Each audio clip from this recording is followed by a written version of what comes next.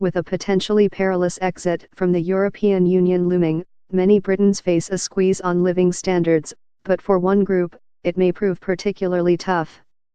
Without changes, younger Britons risk becoming less prosperous than their parents' generation for the first time since the Black Death pandemic that ravaged the region in the Middle Ages, according to the country's Chancellor of the Exchequer, Philip Hammond, who delivered his annual budget on Wednesday. That risk could also prove critical for Mr. Hammond's Conservative Party.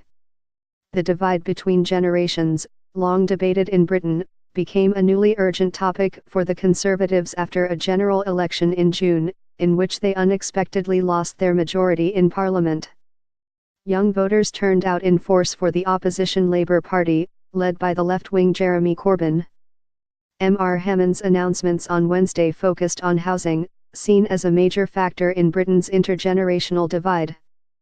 Older, asset-rich Britons have benefited from rising home prices, while many younger people have found themselves having to rent, often expensively, rather than buy, particularly in London and southeastern England.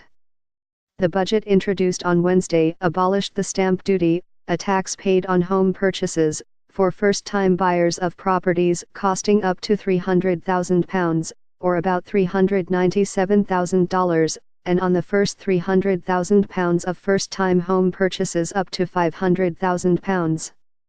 That measure, however, could result in higher home prices by fueling demand, according to an independent watchdog organization, the Office for Budget Responsibility, which warned that the main gainers from the policy could be people who already own property and are able to sell for even higher prices. Mr. Hammond also promised £15.3 billion over 5 years for measures to encourage construction, and an inquiry into claims that developers were hoarding land on which houses could be built.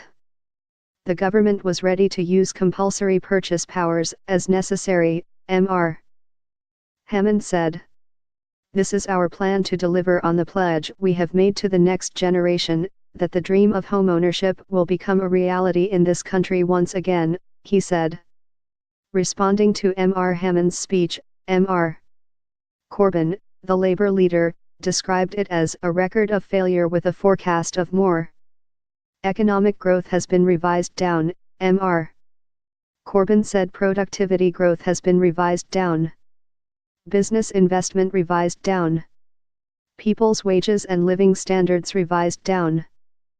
Prime Minister Theresa May, now governing with the support of a small Northern Ireland party, badly needs a lift after months of infighting over Britain's planned withdrawal from the European Union, known as Brexit, and the resignation of 2 cabinet ministers in recent weeks. Recent polling suggested the government's popularity had fallen sharply among young people, while holding relatively steady overall. The finance minister's own political position is acutely vulnerable, and his room for maneuver limited, as he deals with slower than expected growth in productivity in Britain and as he prepares for the possibility that Brexit will significantly damage the economy. Mr.